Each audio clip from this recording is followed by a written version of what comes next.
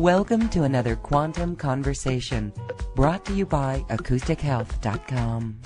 I'm Loren Gailey, and I invite you to sit back as we enter the quantum realm, that space of the greater part of you.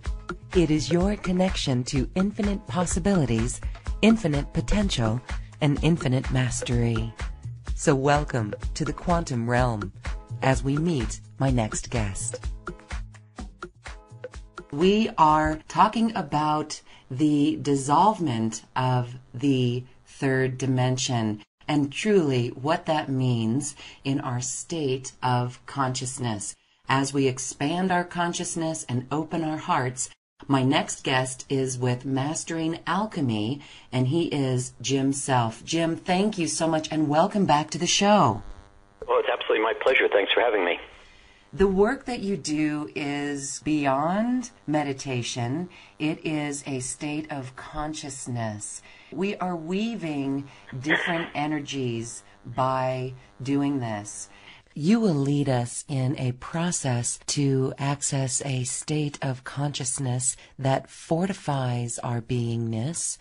But first, let's have a little chat about consciousness and what's going on our planet during this great shift. Some would say the 3D is not falling away fast enough, and yet others are reporting challenges and issues.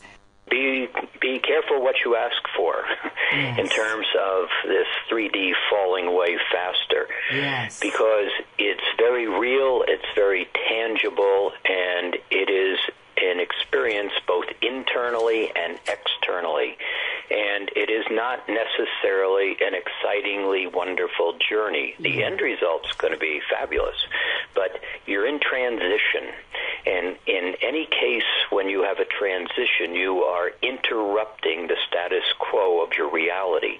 And many times people are not prepared for status quo changes like we're about to see.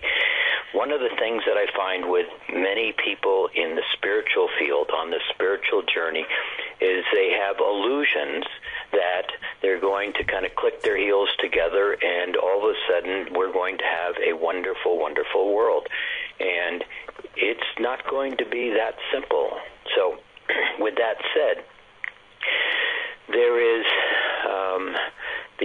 this transition. So you can look at it externally first.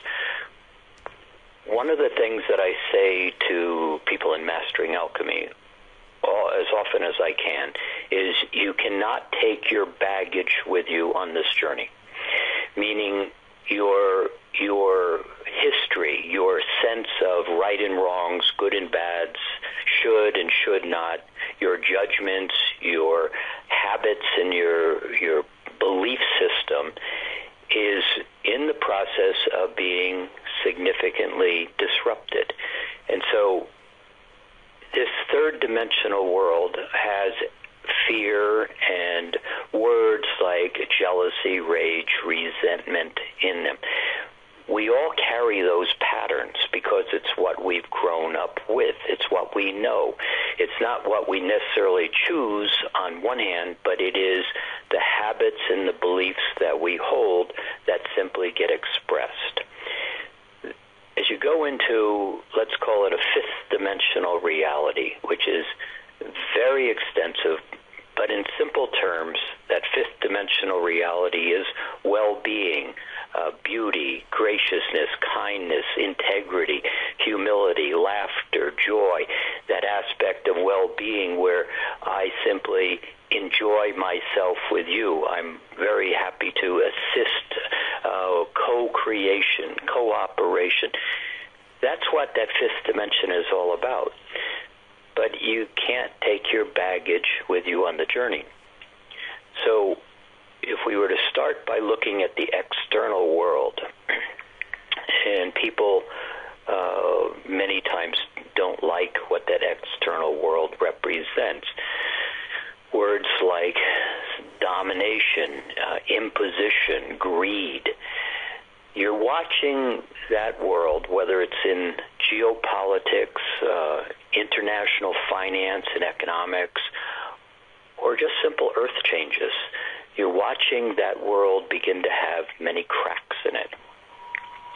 So you've got this internal world of your own habits, beliefs, and thoughts, and the external world that can no longer support the kind of imbalances.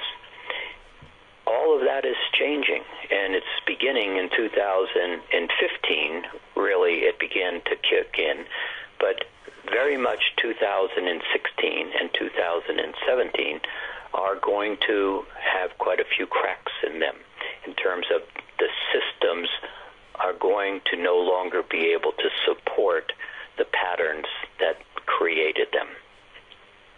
Does that make any sense? Yes. So the systems that created them, they will no longer support. Okay. That could be scary to some. And it's like, okay, if that's going to happen, we want it to happen externally in some things, bureaucracy, all that stuff. But internally, with our own habits and beliefs, that could be scary for some to think, wow, I've got to change all of this. But the transition could be easy. With consciousness, that's what's needed here. Awareness. Awareness, yes. So what this transition is all about consciousness. Everything is about consciousness. And so let me go back to, let me say it this way. It is an exciting journey that we're on. The results of the journey are going to be stellar. They're going to be remarkable. And we'll talk about that in a second. But there's a number of things to be aware of. And this aspect of you can't take your baggage with you on this journey, there's another aspect that, let's start from this point. Most of the thoughts that you think and most of the beliefs that you hold are not yours. They simply are not yours. You have learned things. Somebody says it's going to rain tomorrow, and you just simply accept it on the face of it. An hour later, somebody asks you, I wonder what the weather's going to be like tomorrow, and you say, with great certainty, it is going to rain. And they say, are you sure? Yes, I'm absolutely sure. Well, in fact, you're not absolutely sure. In fact, you don't even have an idea of whether it's going to rain or not. We just accept other people's word, and we create it as truths. The challenge with that, or the excitement about that, depending on how you view it, is those are habits and beliefs that don't belong to you. As you begin to look internally, and not just hoping for another world, when you begin to actually engage with yourself in terms of recognizing that some of these patterns are not yours, as you become conscious of becoming unconscious. Now, that's a funny statement. Most of us walk around in the world, most people in Main Street, any country in the world, walk around, very good people, but they walk around in regards to consciousness, unconscious of being unconscious. They just simply continue along with the beliefs and the habits. What's happening to spiritually oriented people, which is quite wonderful and challenging, is you're becoming conscious of being unconscious. Now, what that translates to is you are starting to be aware of these uncomfortable feelings. And in many ways, spiritual people, as we're playing, the ones that are listening here, are very much into a better world, a correctness, an appropriateness, a respectful world where one is respectful of another. That's what we all believe, and that's what we're hoping for, and that's what we all believe is coming, and it is. But the challenge is, where inside of you are you not respectful? Where inside of you are you judgmental? Where inside of you do you participate in the isms, the sexism, the racism, the etc.?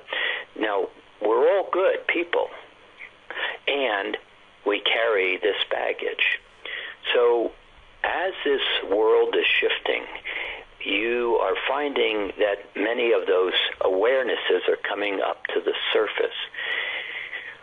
What I'm aware of in the whole purpose of Mastering Alchemy as it was set up was to create a pathway to neutralize, to short circuit, to simply remove those patterns within you, and so that they are not who you are.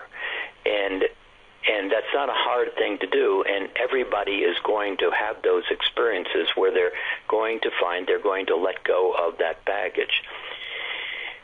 Most of the events that are going on in the world around you have absolutely nothing to do with you.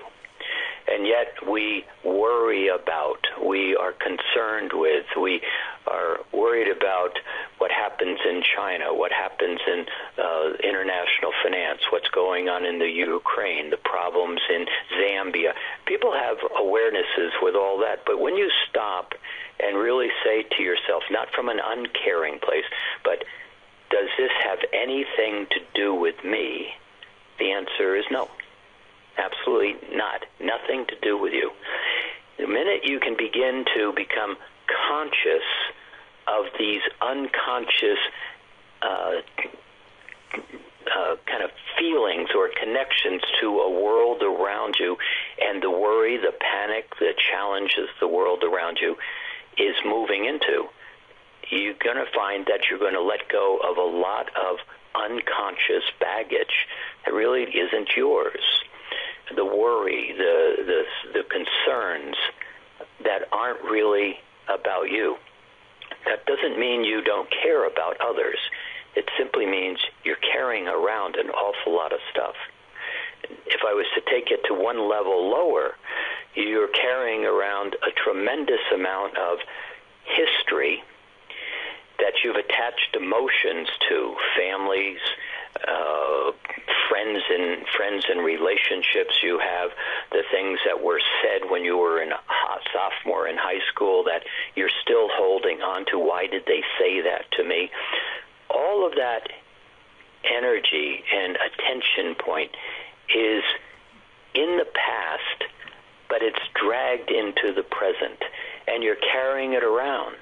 And it has no value to you, and most of the thoughts that you think, most of the beliefs that you hold about your past are not correct.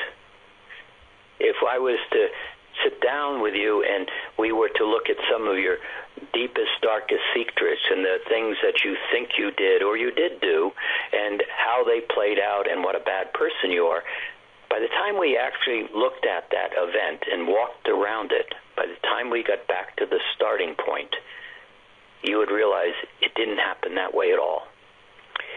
And so beginning to recognize that those thoughts and those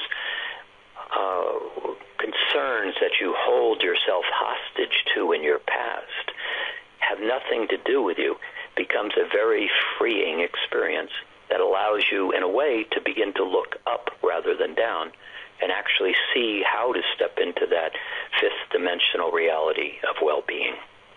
There are those then who are in our audience who have experiences with spouses, and maybe the discussion is like the economics professor. How is an economics professor to not look at things in the world? And actually, I've had this discussion with other folks as well. As we were mentioning, the problems in the world are not ours, yet that professor is leading the kids who are not watching the media the way the professors think they should. That's an interesting discussion to have with someone who would so strongly cling to, that is my problem. Do you have a way that you could assist those who deal with folks like that in their lives, that we need to accustom to this information? Well, the professor in your example is fully immersed in his universe. Yes. and has learned and followed a path and created a set of beliefs that in that profession have been relatively validated. If you begin to take that individual, he or she basically believes the story. And as they begin to look at statistics and information, the story is reinforced over and over. However, there's this one little piece over here that doesn't fit, but because it doesn't fit, I'm not going to pay attention to it. And then the next week, there's two little pieces that don't fit, and I'm not going to pay attention to them. And after a while, there begins to be, even in that individual, if that individual is honest with themselves and being conscious, and their focus is not just to spit out statistics over and over every day, but begin to look at what's really going on, that professor today should be very concerned with all the things that they believe, because the little ones and twos, the pieces that have been discounted, are now very significant. And significant to the point with recently, during this week, the Scottish National Bank, the Central Bank of Scotland, for example, came out and said, sell everything you have because this is not going to end well. Now, that's the first bank that kind of was being honest with the world. But that professor having that piece of information is now in quite a quandary, because what's true and what's not true. That's the same thing that's happening to each of us individually. We are beginning to have more and more consciousness coming into our awareness. We're beginning to be turned back into our internal guidance system in the heart that says, look at this. Is this about you, or is this about something that is not about you? And we're all starting to begin to be more and more positively uncomfortable, because something inside is saying, I don't think so. This isn't going in the direction that you thought it was. It's not a problem. That guidance system is perfectly accurate. It says, take a look at yourself and your own particular needs, and here is how it lines up. Is it appropriate for you or not?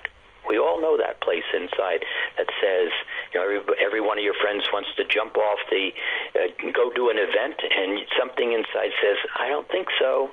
And you either listen to it or you don't. That internal guidance system is getting louder for all of us. So with regard to the professor, that's beginning to play into his or her reality. As it relates to those students, as it relates to the young people, they're operating in a very different configuration of consciousness than those of us in the previous generations that are older, that created this world. And the world was created with the intention of well-being, but it wasn't balanced. And so young people, I'm excited about young people because they're not playing the game. Yes. And they have a level of consciousness, and they're going to, for the most part, make correct choices based on that internal guidance system that so many of us have forgotten to check in with. Oh, that's such inspiring words from you and comments, because this is what is happening with the December 21st, 2012 that we've talked about.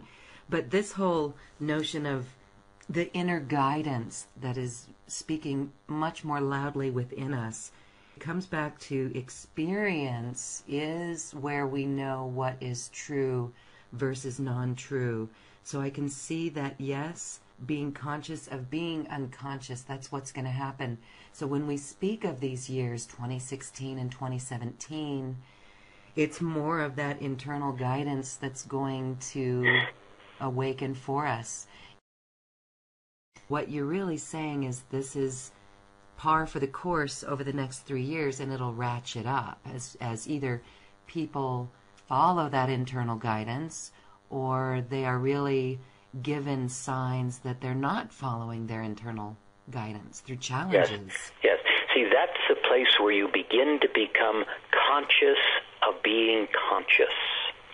And as you begin to move into that awareness, it's like, for example, right now there are a number of people looking at their 401 retirement plans, looking at their investments, looking at the stock market, and right now something is saying to them consciously in that internal space, this isn't looking very good. And yet the external world is saying, no problem, it's going to be just fine. In fact, look at all these statistics that the government is giving you that's telling you everything's fine. Everything is not fine. Ask that feeling internally. Now, this is where the challenge comes into play. So that person who is, let's say, 57 years old, that has worked all their life, that has believed in the system, believed in the structure, and back in 2001, they were real excited about it. They had a lot of money that they were putting into the stock market, and this thing that was called the .com came about, and they got killed.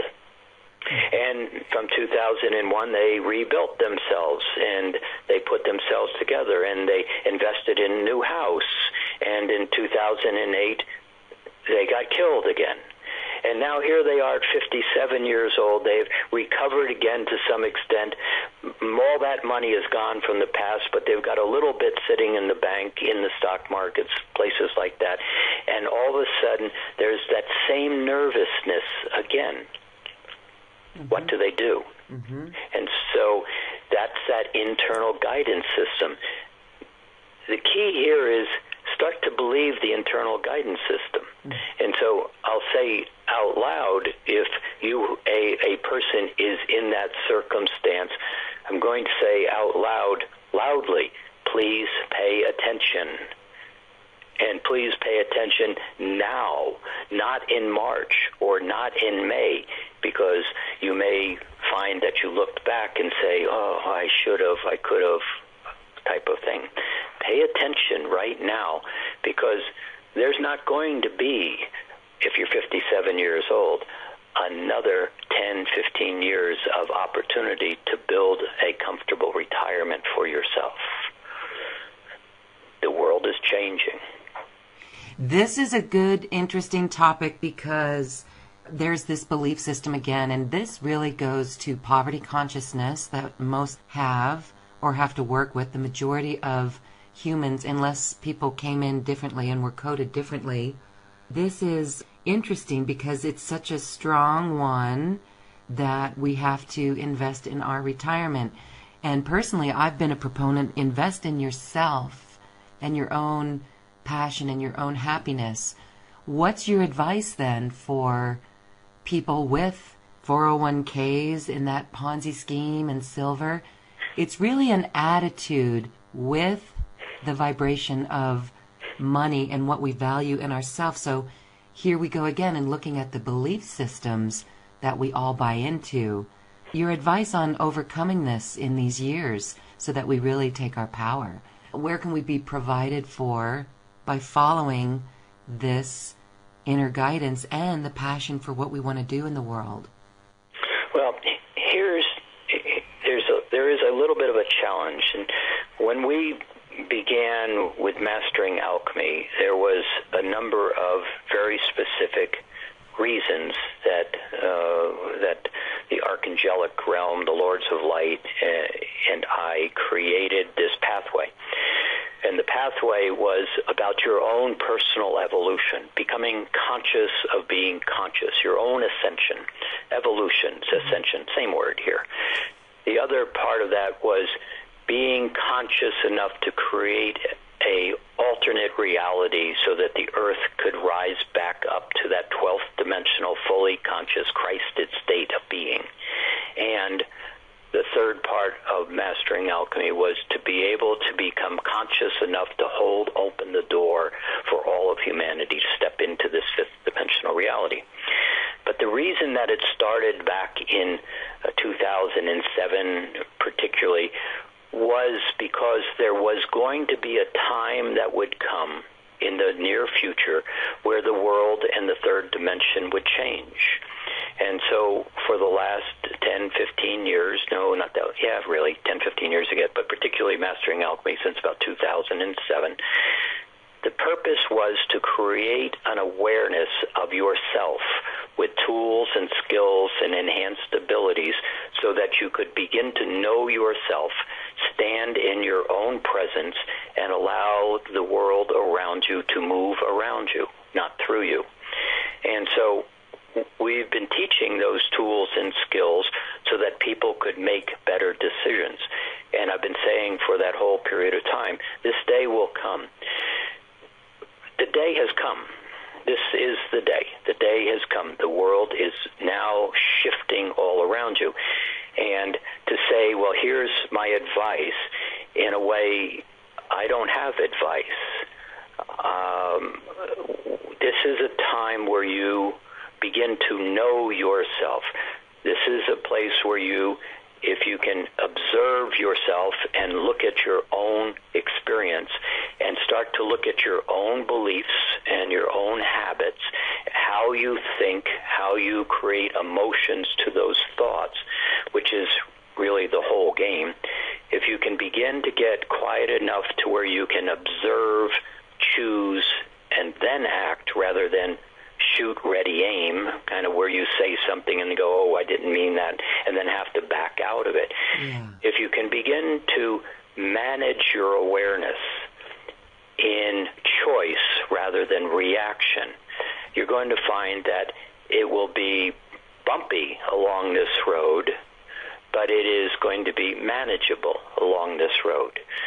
But if you wait and see what happens to the stock market, to the world geopolitics, to the entire financial structure of the world, if you wait to see, you're going to be watching in the rearview mirror. You're going to be watching actions that have occurred, and they're completely out of your ability to respond to. If you can begin to look at yourself and ask the question, how would I like to live my life in a direction that brings well-being and beauty and gratitude and graciousness and cooperation? That's not a fantasy, and it is not a gift. It is not going to be given to you. It is something you have to get into alignment with. And holding reaction, fear, judgment, those kind of vibrations in your space do not allow you to comfortably move into that state of being. So it is very late in the game in terms of smoothly moving through this set of transitions that will be very present for at least the next 10 years. They will be very much, I believe, challenging in the next 2 and 3 years. But the day is here. It's if you look at the opening of this year, you saw on day one massive executions in Saudi Arabia that triggered tremendous responses from Iran. This is a religious war, Sunnis and Shias. It's a religious war. It's kind of masked in the concept of oil and the production of oil. That nature of oil and the game that's currently being played is now out of control. What happened was Saudi Arabia wanted to punish the United States for having massive amounts of oil production and punish Russia, which is the leading oil producer, has the most reserves. And so it dropped the price down to a point where they are now, Saudi Arabia is going into its second year of $1 billion of deficits. They said, we will punish everybody and we will win this game. In fact, the game is now out of control. Oil is dropping to $20 a barrel. As of basically this week, it's at $29 a barrel, down from $106 a barrel.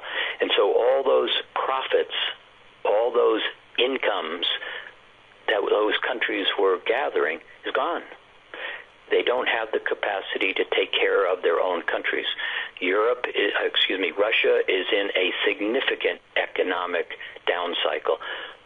The Middle East is in a significant down cycle. within the next 3 months, all of the loans are coming due for the oil fracking industry.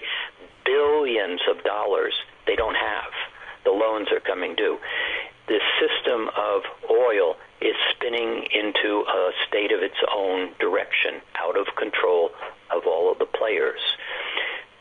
As that unfolds, the world's central banks are all lowering their currency values so that they can be better than economically the next country. But every one of them is in a race to the bottom. Very bad strategy. It is now out of control. And so you're going to watch these geopolitics, world finance systems really kind of go into a very significant downturn, crumbling. Now, some would say, gee, that's really great. Be careful what you wish for. It is not really great when you have the entire world structures, 3, 4 major pillars of the world's stability go into chaos. There will be a wonderful backside to this. There'll be different economic structures. There'll be different senses of appropriateness between people. You're going to see technologies coming into the forefront that will be absolutely remarkable. People will be freed up from a lot of the burdens, but that's not today. That's coming into the future. So we're in transition. So the real question that I ask constantly of the thousands of people that I have fortunate to play with in Mastering Alchemy, how do you choose? And how do you start to prepare your own creative reality for yourself, for your family? How do you choose? And if the choice is waiting to see what's going to happen, I'm going to suggest that you're not going to be excited about the outcome. In this journey of becoming conscious, of being unconscious, and looking at all those beliefs and systems, what's the main goal here? It's all to follow our inner guidance, but this is also to learn the lessons of love. So instead of going towards the fear, we look forward. It does seem dismal when we know there's a transition, but if we can choose ourselves, that own connection within to that wisdom, that is the answer right there. That is how things change. Yes, to a great extent. It really is this not going to fear, so being able to be aware of yourself and recognizing that most of what happens out there has nothing to do with me. And as you begin to view that situation, the world out there, and understanding it has very little to actually do with you, what is it that you would like to do that gave you stability and well-being?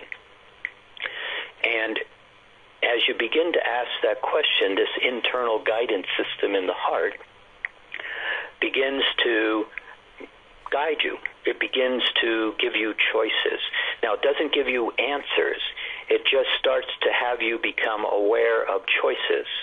And then the next step is, how does this choice feel to me? And how does that choice feel to me? And then you weigh that choice. So it really is very much about being in present moment, the now, not the proverbial now that everybody talks about in books. That's really the same now, but what happens is, as we go and speak, well, I'm in the now, that's kind of a cliche in a way. Do you believe it? Are you acting in it? No, it's just something I say. Now, I get now is important. I'm saying take a breath and be in the now.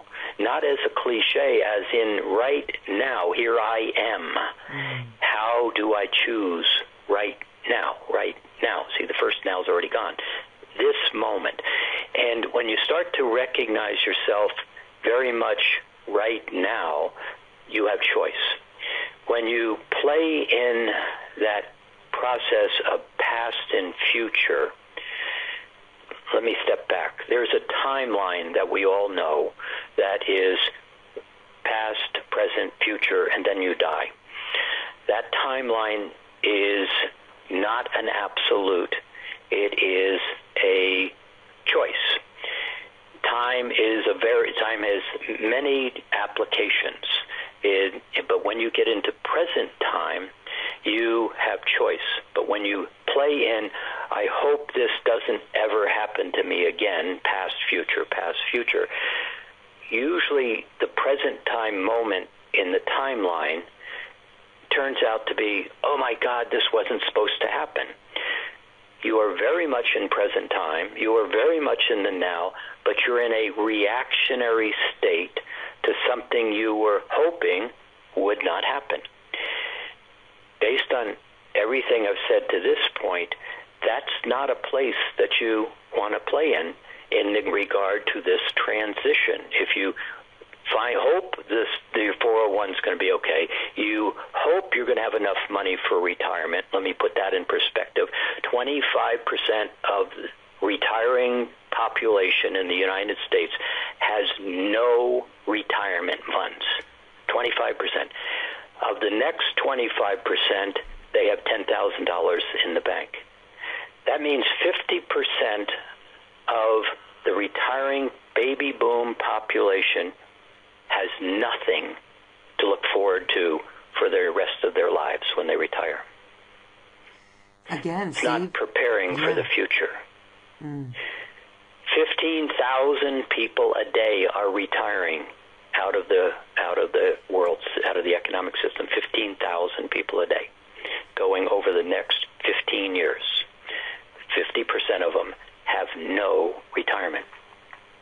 So if you play the game of I hope and I wish and I'll just wait and see, you're going to be in a reactionary state of present time at some future present time moment. If you can get yourself here right now and step out of the worry, because see, if you can get now, one of the great parts of your find will be, I am fine. I am fine. I have a lot of stuff. I have debt. I have relationship problems. I have job problems. I have college kids. I have all this stuff. As soon as you become your stuff, people say all the time, but Jim, I have all this debt and I have credit cards and I can't be fine. So one of the key pieces to this present time state of awareness is I am fine. I have a lot of stuff, but I am not my stuff. I am not my debt. I am not my tuition problems for my kids. I'm not my relationship problems. I'm not my job problems. They are very real, but I am fine. If you can get to that place, you have choice to deal with your stuff. But if you are in a reactionary state, oh my God, what am I going to do? You will be there for a long time with no answers. And so this transition is not going to be easy, and we are right up against it. It is happening now. And so how we choose becomes really the most fundamental piece of how we move forward. And I'm an optimist. I'm really excited about what I am aware of is unfolding for the near future. But we're not in the near future right now. We really are in this transition from all the things we didn't like, we thought were inappropriate, how people responded to one another, how companies worked, how governments worked. And now we are going to see those change. And that's really very positive. And the results of what's going to come, extraordinarily positive. However, we're not in that space yet. The external world that we live in is a mirror of the internal world that we experience. The external world, everything you're seeing, is directly related to how we each think. Now, that's very exciting here in a way, because many are beginning to think the changes that are required. And so consequently, the transition that we're in is because people are thinking differently. All over the world, they're thinking differently. They're recognizing the inappropriateness of these levels of domination or greed or advantage, competition, those really very hard words. And people are thinking differently, and so you're seeing the changes. This is all about your internal alignment, how you think internally. This is why I'm saying most of the thoughts you think and most of the beliefs you hold are not yours. Now, that's really terrific, a piece of information, because to a great extent, we hold ourselves hostage to our past because this happened and they said, and I was told I'm not good enough, I'm not smart, I don't deserve, I'll never succeed. And what we do is we hold on to those things. And let me put that in perspective. As soon as let me put it this way. Somebody said to you one day, you are not attractive, you're not smart, you're never going to succeed. And what they did is they handed you a gift. And you accepted the gift, and it didn't feel very good. It wasn't a very nice gift. But nonetheless, you held it right there and received the gift. And then because it wasn't even aligned with you, the next thing that we do is we hold on to it, we look at it after the shock of being given it, and then we say, what's wrong with me? What did I do so wrong? How did I get in this situation? What's wrong with me? There is nothing wrong with you. It's impossible to be wrong. It's impossible for you to be not okay. I'm talking to all the yous out there. Impossible. You cannot be not okay. But I have this gift, and they told me. And then I start thinking, what's wrong with me? And then I don't like that, so I kind of deny it, and it goes away, kind of. But I keep carrying it around in my backpack. The reality is, it's impossible to not be okay. But we carry this stuff, and if you begin to look at this stuff as a gift that somebody else gave you, you can begin to realize there's nothing wrong with me. It has nothing to do with me. At worst case, I tried to experience myself, and what I tried to do didn't really work out real well. It was like an oops, that didn't work. But instead of being able to kind of graciously back out of it and go, whoa, that didn't work, I don't think I'll do that again. And every one of us have had those successful moments of doing something and going, whoa, I didn't get caught. Boy, am I glad. And we don't go there anymore. We're smart enough to figure that out. But when somebody says, you're bad, and we ask that question, what's wrong with me? That's where the energy gets stuck. If you could begin to consider there's nothing wrong with you, you begin to give yourself permission to step into that fifth dimensional reality. One of the things we do in Mastering Alchemy, I'll say it very clearly out loud for everybody to play with, when you begin to redirect yourself into words, sound vibrations that are much more aligned with that internal guidance system. When you begin to sit down, for example, close your eyes, and ask the body what certainty feels like. Just do it on your own, but really sit back, and if I ask you the question, do you know what certainty is? The brain, the rational mind says, oh yeah, I've been certain. But that's not what the question is. What does certainty feel like in your body? Have you ever felt certain about anything? All of a sudden, the body begins to respond to that natural alignment with the word certainty. If you then added another word or went to another word and went to seniority and simply said or decide, I'm going to be senior in my body. That doesn't mean old. Senior. I'm going to take my seniority. I'm going to be senior. I am. This is who I am. Capable, gracious, happy, a sense of presence. When you begin to put your attention into the vibrations of your well-being, those kind of vibrations, those kind of words, you change. You simply have a strength, a presence, a place to be in present time and observe. From those words, from those vibrations, the I'm not okay cannot continue to exist. The great part of the find is all of that I'm not okay was never mine in the first place. But the action that's required is to step away from the I'm not okay and begin to find a platform of vibrations that allow you to recognize I am fine and I'm not my stuff. As you get into that I am fine space, there's a strength of presence. You can begin to look at your stuff and realize you have choices. That's really the action that is required, and everybody will get there sooner or later, but sooner would be much more enjoyable to begin to identify yourself in a manner of the alignment with that internal guidance system in the heart. It's not love on one hand, and it's love much more expansively than you can possibly imagine. Most of us use that word love with no understanding of the power, the presence, the significance, the opportunity of creation in love. We've never experienced it.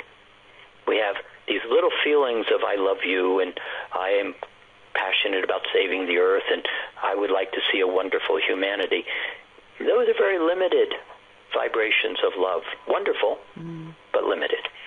But when you start to become senior, own yourself, have certainty, begin to understand, feel, be one with this is who I am, then you have presence. Then consciousness becomes much more available to your awareness. And that's what's being asked of all of us at this particular time of transition. You are big, you are important, you are significant, and it's how you hold your mirror that the external world will become. Beautiful. And that right there puts us in a state of consciousness that makes us feel really good. We're going to take a few minutes and let people experience more of this process with these words and achieving this state of consciousness. All right, so let's play this game here. So I'm going to take you through a number of things. So in this case, we'll go ahead and close your eyes and talk to everybody, but be aware of what's happening. Pay attention to what's happening, which is a present time statement. Pay attention. So it's not your father saying pay attention. It's just simply, okay, be curious, pay attention. So if I said to you, now let's play this out, have you ever been happy? Your answer is yes. And so what I want you to do is simply, would you remember a time that you were happy? And would you notice the feeling that comes to you as you put your attention on a past experience that was happy? And so now just take a breath and notice the feeling of the past moment, the past event, and kind of really look at that past event. Feel the past event. Kind of be in the memory. Feel the feeling of the memory. Be in the memory. See people laughing, see the event, whatever it is that generates that feeling that you are feeling. Okay, so feel the feeling, see the memory. Now, take a breath, feel the feeling, and let the memory be a memory. Just let it go. But would you feel the feeling?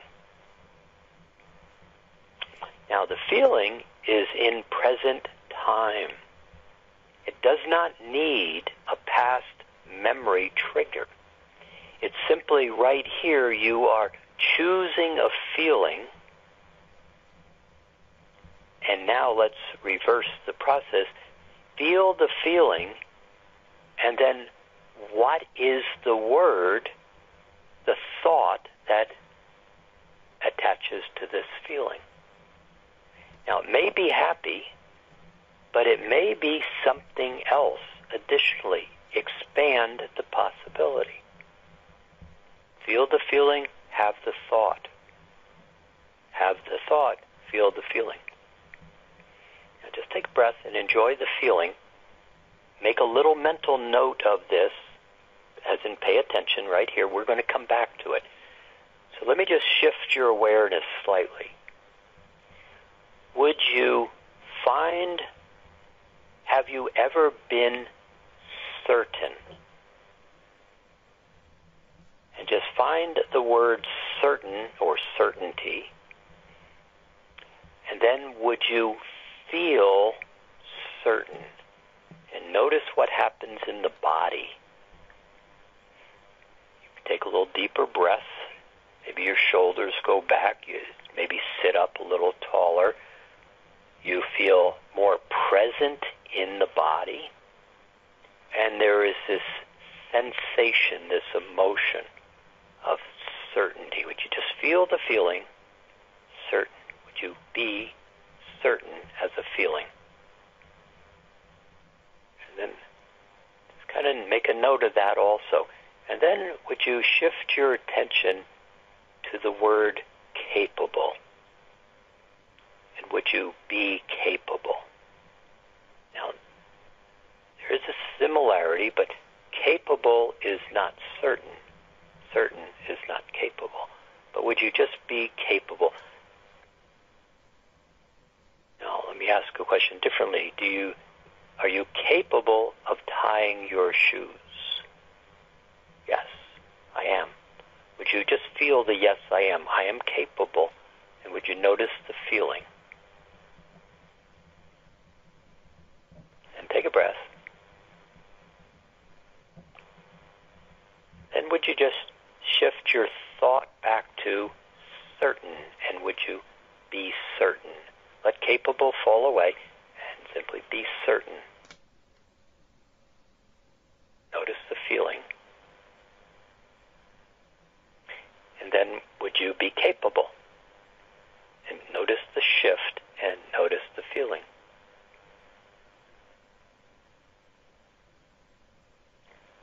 And then would you be happy? And just kind of notice the feeling and notice the shift.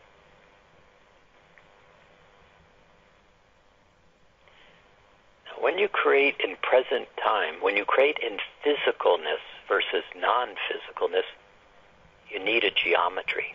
So here, very simple. We're going to create a triangle, and one leg is going to be right where you are, happy. Would you be happy? And then, would you be happy and certain? Just kind of notice what happens when you combine two thoughts, two emotions. Happy, certain. New vibration is created.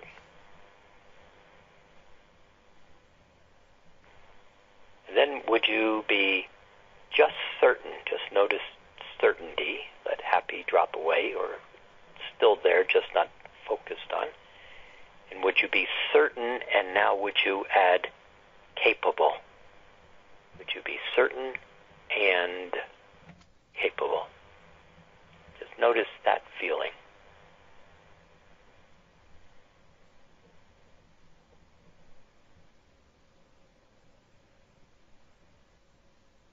Then would you shift again? Would you be capable and happy? Different feeling again.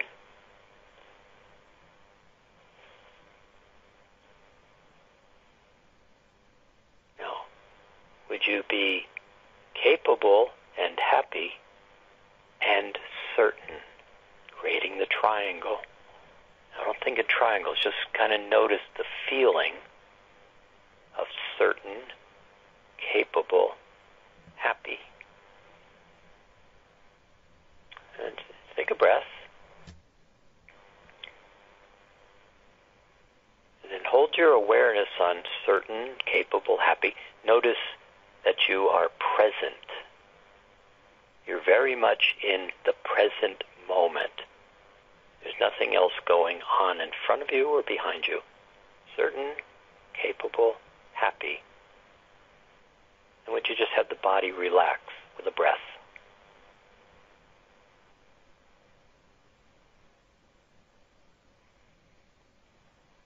And then just breathe your eyes open, but hold the feeling. Keep your attention on certain, capable, happy.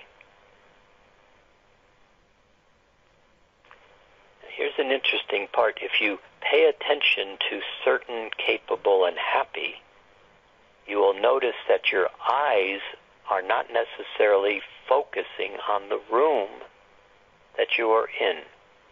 The room is there in your kind of peripheral vision. It's a little bit out of focus, but if you notice, your attention and your focus is on the feeling and the thought of that triangle.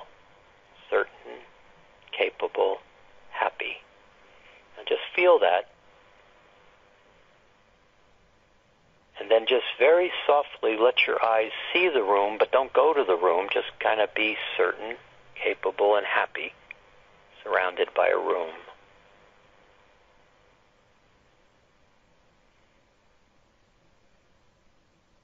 Now, I'm going to ask you in a second how this feels, but I'm asking everybody kind of how does it feel? Just notice. But would you also notice that you are very present? Your eyes are open. This is a state of being, not a meditation.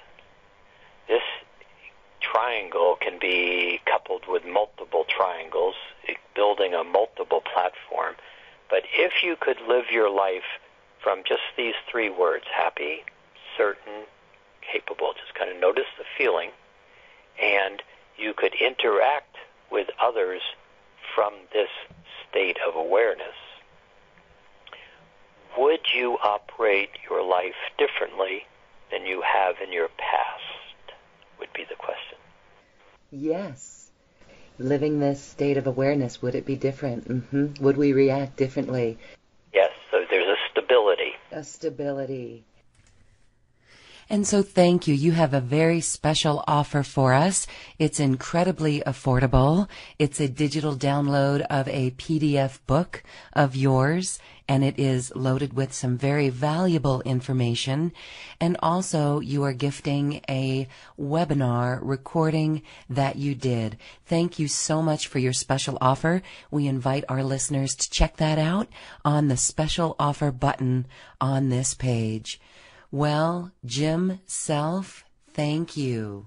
Your work is excellent, and I commend you for helping and assisting humanity and holding open this doorway into the fifth dimension and beyond. Jim Self, thank you. Any last message as we say goodbye on our quantum conversation? Yeah, I will say this whole transition is about you and your ability to step out of what you are not. And it's really, really important that each of us that holds this spiritual alignment begin to recognize our choices and our opportunities to bring about a world that we all desire. And it is coming, but first step starts with you choosing the you that you want. Thank you, Jim Self, for being here. Thank you, too, for listening and sharing in this space today. We leave you now with music from the universe, literally sacred geometry of music, as musical notes were assigned to mathematical equations. The result is this beautiful music, available at acoustichealth.com.